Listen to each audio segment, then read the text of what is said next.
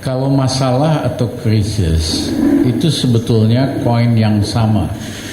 Di satu segi dia masalah, krisis, sisi yang lain dia sebetulnya opportunity, kesempatan. Orang yang sukses, yang tangguh, selalu bisa melihat kesempatan di dalam kesulitan. Ya, yang gampang menyerah, melihat mengeluh terus, masalah terus, nggak akan kemana-mana. Justru orang-orang yang hebat di berbagai bidang kesulitan itu adalah kesempatan untuk lebih maju, lebih hebat. Nah, saya selalu bilang kita harus belajar untuk bersyukur. Tidak hanya pada waktu kita happy, pada waktu kita sukses berhasil, itu mah biasa. Tapi justru pada saat sulit, terima kasih Tuhan, saya lagi diuji nih supaya saya lebih hebat, supaya saya lebih kuat. Ya, jadi belajar bersyukur pada saat susah juga. Saya ini anak yatim piatu, 6 tahun udah nggak punya orang tua. Dari keluarga biasa, saya gunakan kepahitan itu, kesulitan itu, supaya kita lebih kuat, lebih tangguh, lebih berani. Ya, ternyata Rizal Ramli bisa ngapa-ngapain, bentar lagi jadi presiden di Indonesia. Jadi ada contoh lain, presiden paling hebat di Amerika namanya Franklin Roosevelt. Orangnya lumpuh karena polio kakinya, disabilitas. Tapi mentalnya itu mental orang nggak pernah kalah. Dia paksakan berdiri dari kursi rodanya, jalan 3 meter jatuh, bangun lagi, coba lagi. Ya, dia buat jalan 10 meter aja dia jatuh berkali-kali. Tapi apa yang terjadi ketika dia jadi presiden di Amerika? Ya, memang dia tutupin waktu itu ketidakmampuannya. Dia bikin mobil khusus yang cuman satu, buat ngegas ngerem satu cuman, karena kakinya kan cuman satu. Nah, pakai. Nah, hebat apa ibu ini lebih hebat lagi bisa naik motor. Iya kan? Nah, mobilnya ditutup sama kanvas, jadi orang nggak tahu dia disabilitas. Waktu pencalonan di Partai Demokrat, dia harus jalan sekitar 15 meter. Dia nggak sanggup. Akhirnya anaknya, tolong Pak, peluk aja saya. Jadi dia peluk anaknya dan orang seneng, bapak anak deket banget gitu.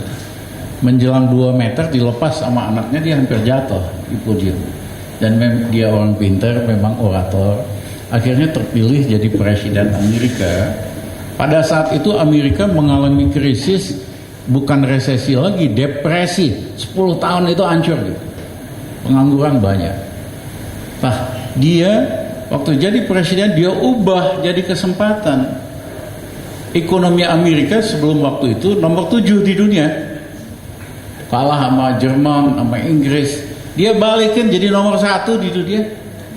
Dia ciptakan lapangan kerja banyak sekali. Dia bangun macam-macam lah perumahan. Dia bikin militer Amerika paling kuat di dunia. Manfaatin ibu-ibu. Ya, bikin pesawat itu ibu-ibu dilatih bikin pesawat. Bikin apa, menjelang Perang Dunia Kedua. Amerika menang Perang Dunia Kedua. Dia satu-satunya presiden Amerika yang dipilih 3 kali.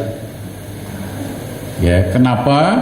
Kalau ada lagi rapat begini, ada jenderal, menterinya bilang, Pak Presiden nggak bisa begini begitu. Dia berdiri dengan susah payah, dia tunjukin, aku aja yang lumpuh bisa berdiri gitu loh. Walaupun sembari gemeteran. Saya aja yang tidak mungkin jadi mungkin. Kalau kamu menteri, jenderal bilang nggak bisa alasan ini, memang kamu nggak pantas jadi menteri atau jenderal saya. Lebih bagus mundur gitu. Nah, orang yang punya tekad yang luar biasa akibat pengalaman hidup. Akibatnya Amerika jadi terangkat jadi negara superpower. Nah, hari begini justru kita perlu pemimpin ya yang jalan hidupnya memang susah. Ada orang miskin tapi hidupnya nggak susah loh. Sorry nih, banyak banget. Biar kata miskin di rumah pakai pembantu. Iya kan? Tapi ada orang yang memang istilahnya hidupnya susah di tempat. Jadi pada saat dia jadi pemimpin dia bisa ubah semuanya. Nah, saya juga percaya ibu-ibu itu jauh lebih ulet dari bapak-bapak. Benar. Ya. Terutama di Asia. Di Asia, di Jawa, di Asia begitu. Ya, misalnya mohon maaf di Bali yang kerja itu kebanyakan perempuan. Yang laki mah tinggal nyabung ayam aja gitu. Ya. Saya tahun 82 saya ketua koordinator buat membenahin BRI unit desa di seluruh Indonesia bersama tim Harvard. Kita waktu itu penasihat di keuangan. Kita ciptakan kredit umum pedesaan, KUPEDES. Kita ciptakan SIMPEDES, simpanan pedesaan. Dan itu jadi program pedesaan perbankan di desa yang paling berhasil. Nah, salah satu yang saya perhatiin dan pengalaman dari kita, kalau ngasih kredit lebih bagus kasih sama ibu-ibu, jangan sama bapaknya. Begitu dikasih bapaknya dia pakai ngerokok, dia pakai minum-minum, ngopi, apalah, nongkrong. Begitu uang dikasih sama ibu, pasti jadi sesuatu buat anaknya, keluarganya, pendidikannya. Dan rata-rata kalau ibu-ibu minjam itu balikin, bayar. Iya kan? Jadi istilahnya kredit macetnya laki sama perempuan, laki lebih banyak macetnya. Ya, pengusaha yang sedang tuh sering tuh dapat kredit, padahal bisnis belum apa-apa, udah beli Mercy, udah kawin lagi, ya kan? Gayanya udah luar biasa, padahal tuh duit ngutang gitu loh. Nah, dari pengalaman saya di desa-desa bantu kredit itu, ibu-ibu jauh lebih dipercaya kalau diberikan pinjaman. Zaman Pak Rizal. Ya. Zaman Pak Rizal. Zaman saya BRI unit desa. Nah, itu ada juga program apa itu ya, yang kita kunjungi waktu di Tanjung Priok, yang apa? PNM Mandiri. Itu prinsipnya juga sama, kebanyakan dikasih pinjam hanya ibu-ibu karena kembali per kelompok, cuman sistemnya jaminan. Kalau misalnya ibu X nggak mampu bayar, 10 teman lainnya harus bayar gitu. Tanggung renteng, ibu-ibu udah ngerti semua. Ya, jadi itu kasih hukuman sosial, si ibunya malu kan, ditanggung sama teman-temannya. Nah, ternyata itu program sukses sekali. 3 tahun lalu saya minta itu ditingkatin nilai kredit yang dikelola BNM 3 kali 4 kali lipatnya kalau mau nolong bawah. Ya dikerjain, dinaikin tapi cuma sedikit gitu loh. Nah, seperti saya katakan tadi, ibu-ibu jauh lebih ulet, megang uang lebih dipercaya, dan harusnya memang program kredit dari lembaga keuangan itu harus lebih banyak untuk usaha kecil dan perempuan. Nah, hari ini di bank-bank total kredit untuk usaha kecil dan menengah hanya sekitar 20%-an, saya lupa 21%. Sisanya itu buat pengusaha besar. Padahal yang paling banyak menciptakan lapangan pekerjaan malah yang kecil-kecil ini. Jadi saya minta doa Bapak Ibu, seandainya Rizal Ramli presiden, ya, kita geser nanti kredit untuk usaha kecil bukan 21%, tapi 50% dalam 5 tahun. Ya. Karena yang besar bisa cari pilihan yang lain. Mereka bisa nerbitkan obligasi, nerbitin saham, pinjam di luar negeri. Kalau yang kecil menengah kan nggak ada. Ibu-ibu kebayang nggak? Hari ini 21% aja usaha kecil menengah tuh banyak sekali di Indonesia. Bayangin kalau kreditnya kita tingkatkan 50% dalam 5 tahun, itu akan hidup luar biasa. Nah, siapa?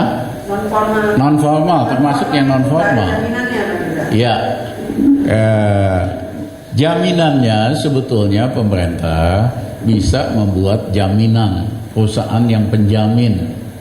Misalnya ibu dapat kredit 1 juta, ya kan, harus bayar jaminan barangkali 100 perak. Ya, jadi kalau ada apa-apa nanti penjamin ini yang bayar. Itu yang dilakukan oleh pemerintah Jepang, sehingga pengusaha kecil di situ bisa minjem tanpa takut kalau nggak ada jaminan. Itu yang dilakukan juga di Korea dan lain-lain. Ya, kita bisa bikin, nggak susah kok itu, karena itu kan kayak asuransi. Dari 1.000 paling nggak macet cuma 10 kan. Nah kalau semua nyumbang 100 perak, ketutup juga gitu loh.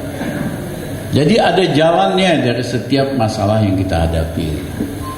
Ya, kalau kita kreatif, selalu ada jalan untuk masalah itu. Nah, buat perusahaan yang mikro, banyak tadi Bu Wulan, kawan-kawan yang lain, memang harus lebih ulet lagi, karena mikro itu namanya aja mikro gitu. Ya, kreditnya pun kelasnya kecil-kecil, marketnya kecil-kecil, ya, tapi mereka rata-rata ulet. Pengalaman saya cek waktu itu yang PNM Mandiri, macetnya berapa sih? Macetnya itu kurang dari 0,5%. Lu pengusaha besar macetnya 40%, 30%, jadi nggak ada apa-apanya itu. Ya, nah cuman pemerintah seperti biasa lah, dia kalau bantu yang gede dia semangat karena dapat sogokan gitu aja lah bahasanya mah. Fee-nya gede, sogokannya gede, ya kan? Tapi kalau pengusaha kecil udah minjemnya cuma 2 juta, ribetnya sama, kagak nyogok pula. Ya, 2 juta susah. Jadi ya pemerintah yang harus punya hati. Kalau pemerintah punya hati, dia nggak mikir, ya kan? Dia bisa lakukan itu.